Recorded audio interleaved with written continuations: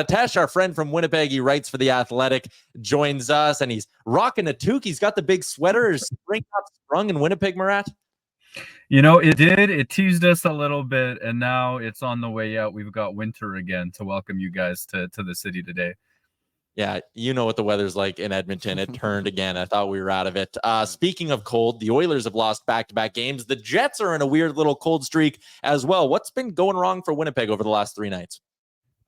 I mean, the answer to that is a lot of things. Rick Bowness was just talking to reporters, including myself, after morning skate. And there are questions about the Winnipeg Jets' effort level right now, and will, and work ethic.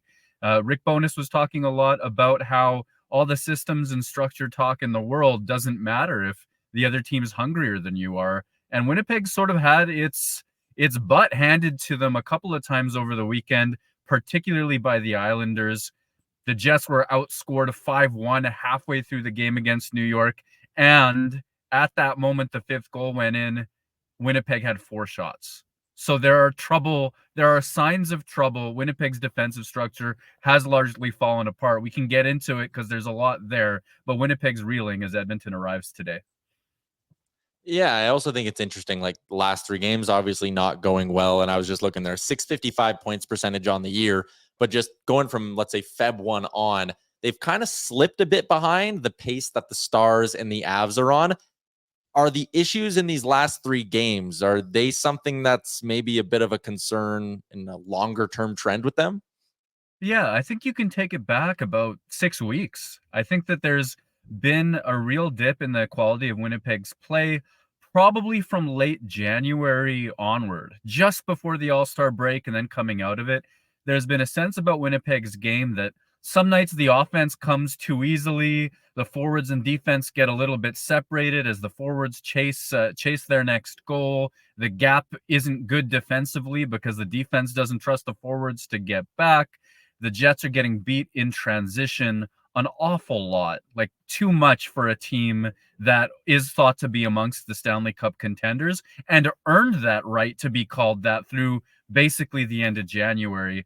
There's some real games where the Stars are scoring, but they're giving an awful lot back too. And you saw Mark Scheifele, Kyle Connor, Brendan Dillon, and Neil Pionk all -4, I think, at the end of that New York Islanders game. There are some good players posting some bad results right now. How's Tyler Toffoli fit in since being acquired from the Devils? I love that fit. He's a shoot first player, and he has a lot of different ideas for how to find himself in space, because he's not that fast. That was actually, I should have known this, but I was expecting a speedy player. I was expecting a guy who looked dangerous on the rush consistently based on his shot volume and his profile analytically. But really what he's got is not a high-end top speed. It's a first few steps that's really quick, and he's so smart about finding soft ice. He had a pair of games where he was scoring 2 goals each. He's fit in really well with Sean Monahan. Nikolai Ehlers is playing on that line as well. And I like the Ehlers-Toffoli chemistry. I think Ehlers is one of the most dynamic skaters in the offensive zone. People don't know what he's going to do. That opens up space. Toffoli finds it, and there are some dangerous passes to be had. So that's a nice-looking thing for Winnipeg right now. God, that top 9 is so good looking. Yeah, I just think they're just in a funk. They're gonna wake up. They gotta. It's a function of waking up for them. That's it. I'm scared tonight. You talked about Monahan fitting in on that second line. We haven't had a chance to chat with you since they made that other big splash and big addition to their forward group. I know he was held pointless through his first 4 games with the Jets, and then he got really hot for a while. Now that Monahan's had some time to really settle in here, 20-some games in a Jets uniform, what's that impact been like? And also on the power play, I know that was an area they were hoping he'd have a big impact. Yeah, exactly right. That's the area to focus on. Sean Monahan's impact has been biggest on the power play, and it's been biggest in the bumper position on the power play.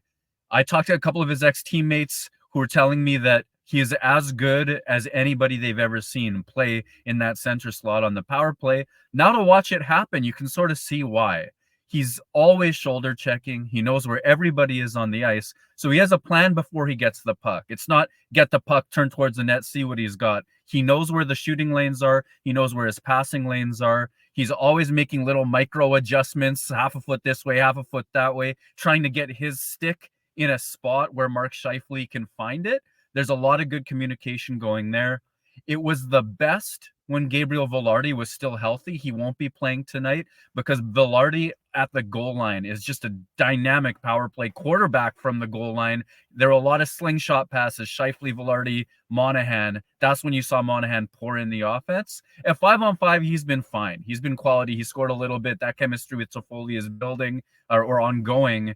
But his biggest impact, I think, has been to help give the Jets power play real danger, which it hadn't had before him.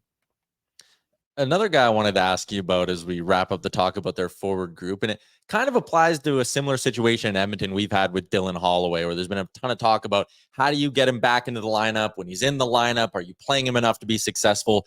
Cole Perfetti is interesting because these additions on the forward group have pushed him down. And earlier in the year, I was just flipping through his game log. Yeah, like he was playing 14 to 17 minutes a night. And now you look as of late, he's had in 3 of his last 5 games under 10 minutes time on ice. How's Perfetti adapted? Is he still finding a way to be impactful in the bottom 6, or is he getting lost in the shuffle a bit? You know, a little bit of both. He was on a really long offensive slump. I think it was 23 games he went without a goal. There was an assist or 2 in there, but it was not the same type of production that he had to start the year. Like you can go October to about middle of January through those game logs, and that's a great question because he's a key player for the Jets. He was producing like a top 6 forward, playing top 6 minutes, and it was like, geez, maybe he should be on the first power play unit instead of the second. Like that was the sort of talk about Cole Perfetti first half of the season. Then he got into a bit of a slide. Kyle Connor comes back. Some of those minutes go away. The scoring chances start hitting posts. Then they start missing nets. And now there's a long slide and confidence is an issue. With the additions, especially if and when Gabriel Velarde returns to health, there's a clear top 9. There's a clear top 9 and Cole Perfetti isn't in it. But with Velarde out of the lineup, there seems to be a chance there that the coaches aren't giving to him. And I think that that's been hard for a young player. This is probably the first time he's been a fully fledged member of a team where he hasn't been in a starring role for any length of time. And I talked to him about that today, to be honest. It's been an adjustment. It's been a learning curve. And if I have to read the tea leaves of the way the coaches are going to make their decisions, it might not change anytime soon either. Last area I wanted to hit on with you, and it's why, I mean, it's the number one reason I think to fear the Jets in any playoff series, and Oilers fans saw it firsthand during the COVID year, the Canadian division year, Neil Pionk. Neil Pionk, yeah. Yes. But it's Connor Hellebuyck, and my guy Frank Saravalli's been on this big thing about Hellebuyck needs more love, and not the Vezina conversation, the Hart Trophy conversation. Frank thinks it's been that kind of a season for Connor Hellebuyck. Where do you come out on that debate of Hellebuyck being involved in the Vezina or in the Hart, and I guess just in general, goalies being involved in the Hart Trophy conversation?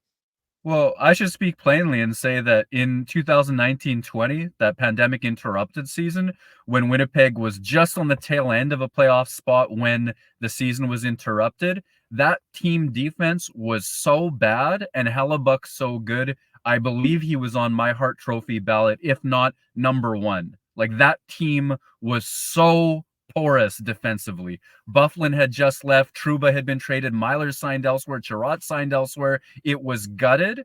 And when a goalie has that kind of impact, I believe in a Hart Trophy vote. I really, really do. This season, I think he's been almost even better. You look at those numbers, you've got him posted up. I think he's a lock for the Vezina Trophy, barring some kind of horrid collapse down the stretch. And that's even after getting beat and getting pulled for the first time this weekend. His body of work is as good as it gets in the NHL. I think the team's defense, at least if you count the first half of the season, has been good enough that I'm not Hart Trophy voting Connor Hellebuyck. He's not going to be towards the top of that ballot, but he's been so good, and goaltenders have such impact that if he doesn't get some votes, I do think it'll be a disservice. Yeah, I think he'll get some love, but I think I agree with you as well. That system in front of him is so damn good. It's going to make it interesting for the Jets. Murat, appreciate you hopping on, and hey, maybe we'll get a Jets-Oilers Western Conference final. We'll have you in studio. I would absolutely love that. Thanks for having me, guys. See you later. Always a pleasure catching up with Murat Ates on the Star Mechanical Guest Line. You can find his fantastic work over at The Athletic. He's awesome. Just an encyclopedia of info there. What's up, Nation citizens? If you like that video, then you need to be subscribed to the Oilers Nation YouTube. Podcasts, live shows, exclusive interviews, and analysis. Everything you need from your favorite voices at Oilers Nation. And you don't want to miss any of it, so hammer that subscribe button.